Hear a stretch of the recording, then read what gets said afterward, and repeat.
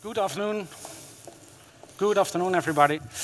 Well, we are delighted to explain you something about our journey with VIVAT, with Pega at VIVAT. That's John. I'm Mark. So, in case you get mistaken, you know our names. First, let me briefly introduce VIVAT. You might not know VIVAT as a name, but you certainly will know some of these brands. VIVAT is the fourth largest Dutch insurance organization, company in the Dutch market. We serve about 2.5 million customers. Looking at the history, we're providing 150 years flexible financial services to our customers. And basically, from the late 90s, we started to grow by acquisitions. And by growing in acquisitions, the last big takeovers were AXA and the Dutch side of Swiss Life. And having all these acquisitions also made a lot of complex in our processes and also complex in our application architecture. In 2013, we had to split up our company from the banking and the insurance branches due to the nationalization. So a lot of these processes need to be decoupled again. So it was quite a complex time where we had a lot of internal focus in getting our processes running, keeping them low in cost as possible, and also making sure that for each product line, for each portfolio, we could serve the customer. But actually, we needed to focus more on the customer again. And from the point in time that we got taken over by the Anbang group, we were given some more opportunities to invest again, and really looking forward to our future. And an important part of that future was getting back in the customer back in our DNA. We had to become customer obsessed in our organization. It was really internally focused, getting the processes up to speed. But the customer, well, it was also aware of being there, of course, but it was mainly focusing on the process itself. So the first step we had to do is to really understand the market again. The market had changed, a lot of legislation. We came from a broker-only business model, so we had to invent some other opportunities again. Lowering the cost, of course, was also part of that problem, because we need to give the customer competitive prices as well to keep them on board. But as we all know, competitive prices are just hygiene. So we needed to make another step as well. And the next step we wanted to get into was to create one VIVAT customer. And in order to do so, we started this project. We needed to be able to recognize the customer again on the customer call center, but we also needed to serve the customer in a consistent manner over the different processes in our organization. Having a good interaction, good customer interaction, does not make a customer happy on its own. It's nice that you have a good front-end interaction with some nice agent at the customer service center, but you need to deliver as well. And that's been talked by Don as well, is that we really had to bridge that gap. We really had to bridge that gap from getting in line with the customer, but also providing the services and delivering the real product they're asked for. So what is a promise on the customer contact center worth if you can't deliver it? So when selecting a platform that could support us in this journey, we found that Pega was actually the only single platform that seamlessly integrated the CRM and the BPM capabilities. And that's also what we needed at that point in time to really bridge that gap between our front end and the back end processes, but still leaving that complexity of all these business processes at hand. So in order to connect more to our customers and the market again, we, at the VIVAT organization, at the VIVAT company, a couple of innovation projects were started. First of all, we looked into the market. We created VINS, which is the VIVAT Innovation Center, which are a couple of teams looking at different business models, how to get to our customers again in this highly changed market. Understanding new business model, getting in touch with the customer. We also introduced the boot camps, startups, is that a couple of teams work together with new startups to really start and learn again how the customer is thinking, how he's looking at the current financial services, what are their needs, at what point in time do they have their needs, and really to come from a product push into a service delivery organization. But still, we had that complexity of a lot of back-end processes as well. So we needed to also transform into a more digital, innovative, a more digital organization, and really started to make these processes seamlessly integrated to our front ends as well. And that's what we called the customer experience innovation, and that's what we would like to talk to you about today. John. Yeah. Well, enough talk about theory. Let's now actually talk about what we're doing within VIVAT. On the left, you see the reality check for us. Don was already talking about complexity. This is what we call complexity, but it's just one of our 3 product lines. In other words, multiply this picture by 3. And on the right here, you see some metrics of VIVAT. In our individual live product line alone, we've already got over 500 products. And we've been rationalizing our systems for the last 10 years, and we still got 260 applications left. We've got over 2,400 service operations and many point-to-point interfaces. So yes, we can talk complexity, I think, within our organization. And the problem is you can't hide this complexity from your customers if you don't take additional measures. And it's not just customers, it's also your employees. How can you expect an employee to work efficient if he has to deal with so many systems? And how can you have a quick time to market, be innovative, use new channels, use different channels, etc., etc. So we had to come up with a trick. And as Jacqueline was saying, we started talking to Pega about 3 years ago, and our visions aligned. Our vision was that we wanted to create digital end-to-end customer journeys in a seamless way. And we wanted to take the customer journey and live events, for example, moving house or giving birth to a child, as a starting point for these customer journeys. But we've got a very complex environment, as I just shown you. And on top of that, we also wanted to leverage our past investments. We've invested a lot of money in our product systems, and you can't just throw that away. And by the way, those systems actually do their job. They're just not suited anymore for the modern world. So we wanted to automate around it. Another objective we had is moving away from 3 customer administration systems in our customer service department to 1 new system, which is Pega in this case. And we also wanted to create 1 customer view across all the labels. And what our reality also is at the moment, and we're working hard on it, is that we've got many customer journeys which are supported by manual processes. So both to increase the customer experience and to become more efficient, we want to automate as much as possible. And last but not least, we had to show quick results because there was a lot of skepticism within the company because we, like I said, we have a very complex environment. So people didn't believe we could actually pull this ahead. So we had to show quick results, break up big problems into small parts, and work on that.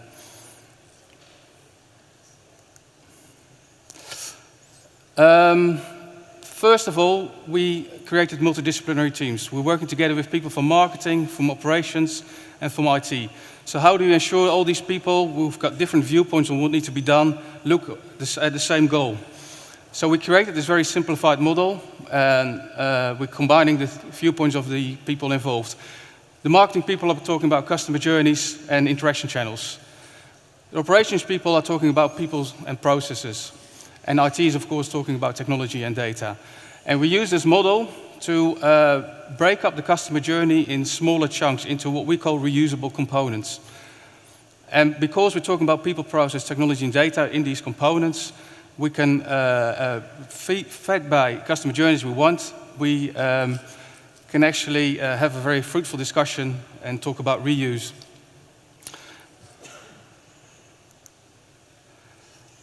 The starting point, of course, is the customer journey and the customer jobs that need to be done. We want to connect to ever-increasing number of channels. So how do you make sure you actually connect in a consistent way, in such a way that a consumer can actually switch from one channel to another and doesn't have to start again in the interaction? The customer journey is, of course, the starting point there, but it's actually about the customer job that needs to be done. What do we need to do for a customer to make him happy? So again, we use the building blocks to think about how do we want to improve our processes and the technology supporting it. And then we expose them in the distribution and communications channels we want to use. And by thinking about standardized building blocks, you can actually separate the channel from the work you need to do. And that way, by separating work from the work you need to do, you can actually connect the one building block to several channels and be consistent. But you don't just get happy customers by having an excellent interaction with them. In the end, it's also about fulfillment, from order to delivery.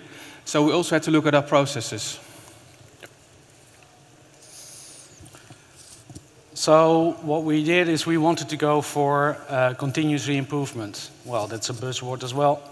So what we mean by that? Well, once we started with Pega, there was a lot of interest from the organization, from the business people, to make the right customer journey just one at a time. But actually by doing so, we didn't want to go into the pitfall that we really theoretically worked out the most convenient, the most best customer journey and start to implement that.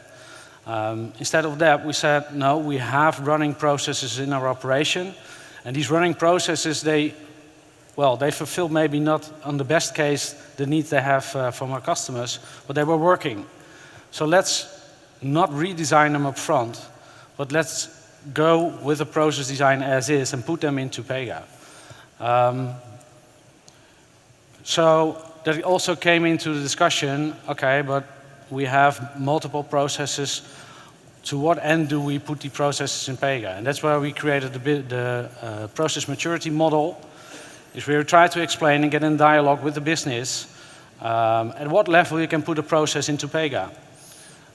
We identified 5 levels, where we said, okay, the different steps that you can take to automate the several process steps in Pega can be different. You can start off at level 1, where you only put in the activities that the process will take into Pega and have Pega taking care of mainly the routing of the work, etc. But you can also go to a level 5, where you have a completely integrated, automated process into Pega as well. Well, by doing level 5, you can only spend your time once, so you can only deliver on one process. And we wanted to speed up faster. So we identified that we really wanted to go into a level 3, which mainly meant for us, for our first process that we took, and that was underwriting a new insurance policy, to really to redesign the process, to get the process in a logical order into Pega. So looking at the processes that were manually performed in our organization currently, looking at the work instructions, making a process out of that, reordering in the right steps, and only using the capabilities of Pega out of the box, like sending emails, like automating some of these rules, decisioning, to get that process up and running. And that's what we did. And that also made it possible to show some quick results. We were starting at August in 2017 with the first process, new underwriting insurance. And actually last January, we delivered our first implementation. Somewhere later in the presentation, I'll show you some of these results. But by taking up the process as is, we had to spend a lot of time already in getting the right documentation out of the process. So even if we then had a complete redesign, it would have taken a lot more time, a lot of more theoretical discussions. And once the process is in Pega, you have an explicit process in Pega, and you can start learning how to improve this process by getting the metrics out of there as well. So we thought that was a much better way. And for us, it succeeded in the first process. And also, what's very important is to really start using standards. So really standardizing the process itself, as John already mentioned as well. Finding the right building blocks in the process, building blocks that you can reuse in multiple customer journeys. That's the way how we looked at redesigning the process, which is not actually taken from start to end, fully rethink about how the process should be running, but just take the process as it is, remodel it into the logical building blocks, and then start creating a process in Pega and reuse those building blocks to make it useful for other processes as well. So another principle that we try to follow is that applications follow processes and processes follow customer journeys. If you look at the customer journey itself, and I think a lot of people will recognize that as well, and you try with a project to implement something that will support this customer journey, most of the time, immediately people start thinking in solutions. And by thinking in solutions, you really go by the real problem that is within the process itself, that you really try to solve.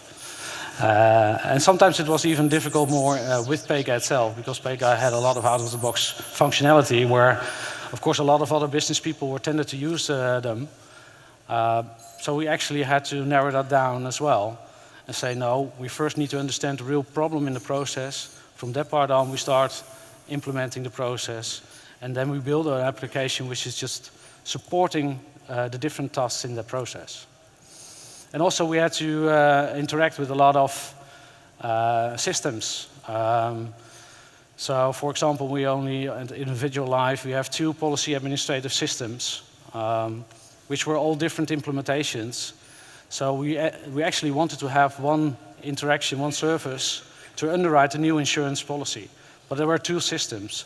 And what we actually did is we wrapped the complexity of solving the differences between these services inside that wrapper. And we provided only for the business process a logical function to underwrite a policy. So that function can be reused for the different policies as well in a later period of time. And we didn't have to solve the problem inside the back office system themselves. And of course, already mentioned before as well, is that we didn't want to incorporate channels into our process. Of course, we need to be prepared for it. We need to know at what point in time should the process do things differently or consider the channel as part of the decision to be made. But we didn't want to create a specific process for a specific channel. So that's why we also said is that the back office process for underwriting that policy need to be really independent of any channel itself, so we can reuse the same process later on over the different channels that we serve our customers with. So that was a brief introduction as to how we are dealing with the implementation of Pega. It's not just about the technology, it's also about the people and the processes who work with the technology. And it's definitely about multidisciplinary teams. If you start implementing Pega, make sure you get all parties involved, because you can do quite a lot with it. So it's very helpful to get discussions from different viewpoints. What did we actually achieve in 2017? We migrated, like I said, our 3 CRM systems to Pega. Our customer service department is now working with Pega. And that was quite an achievement as far as we're concerned, because nobody believed us up front that we can do that within about 6 to 9 months. We started the initial implementation at individual live. One of the processes which we'll show you some metrics of is now actually live since January. And we are aiming for going live with all processes sometime after the summer. We integrated our customer service cases with back office processes. So in other words, we started to work on a seamless end-to-end process. We've implemented our first risk reporting processes, and we have started training our staff and had started training our staff and building our Pega Center of Excellence. But that's just scratching the surface as far as we are concerned. What we're aiming for now is a consistent omnichannel customer journey across product lines. We've started with individual life. We're now working on our pensions department, and we're also going to move forward to our property and casualty department. We want to increase the process maturity across product lines. Like Mark said, we didn't start with big design up front, process redesign. We've we're working on implementing the process within Pega and then take it from there and do a continuous improvement. Because once you've got a process in Pega, you've also got lots of metrics which show you where you can improve and where you can actually create value. We want to connect marketing, sales, and service as one continuous loop. And our starting point here is to implement next best action functionality within the customer service department. And we want to use Pega as a system of record for our customers. We've migrated our customer service, our CRM applications, and we now want to migrate our customer administrations also to Pega. And we want to create an even broader 360 customer view. Now, Mark is going to show you some of our metrics since we've gone live in January with our individual live process. Yeah, to show you some of our results, let's first start with the internal people. This is what our colleagues at the call center needed to use. Once they got a customer online on the call, they had to really find the customer into 13 different applications. Even within one product line, multiple applications were needed to understand the total view of that customer. So by implementing our CRM system with Pega, we reduced that into a singular screen where we have integrated all the data that was needed to provide this customer and the functionality into one platform, one screen. And that gave the call center agents much more ability to, just as soon as the customer comes in with the call, immediately find out over the complete portfolio of all the labels which kind of policies they have running. And it also gave us some opportunities to start working for cross-sell, upsell actions and to really dive and understand into the customer journey itself. So looking from the customer, we rated or we asked our customer satisfaction on the new underwritten policies of our process supported by Pega. And we found out that we had a customer satisfaction of 7.7, which is an increase because our previous measurement was 6.9 before we had this process. So that also gave us an insight that even though we didn't completely redesign the process, we actually solved a couple of problems for the customer as well. And that mainly had to do with the customer interaction part, updating the customer on the different statuses during the process, bringing down the time as well. And that's the second part, is that the throughput of underwriting a policy is brought down now to several minutes instead of days. So if you are a customer and you go to the website, you can underwrite a new life insurance within minutes. Of course, there are some situations, for example, when there's a medical examination involved because you want to have a high-risk insurance, then those cases will be routed to some manual work. But that's what we accepted as well, is that we didn't want to go to the 100% SDP as well. No, we didn't do a completely redesign. We just took the process as is, reordered them into the logical steps, put that into Pega and make use of the basic out-of-the-box functionalities. And this is what you already can get. So that's quite an interesting thought. And also what you see in the capacity that was needed to perform all these manual actions. A lot of our colleagues were having to deal with a lot of administrative tasks that really didn't have to do with any insurance knowledge at all. It was just keeping all the systems manually up to date as the process went along. And by using Pega, the routing of the work is brought down to the actual task where we need some assistance of a colleague that has insurance knowledge to make the right decision.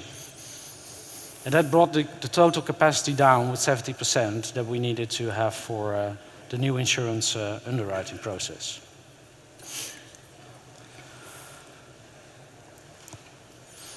So, to conclude this talk, let's look at our 5 most valuable lessons. I a couple of times already stated it, is one of the biggest lessons learned is that by simply putting your existing process into Pega, you already can create value. Not only value for yourselves in terms of cost reduction, but also for the customer, because there are a lot of out-of-the-box features that you can use quite easily to support your customer improvement.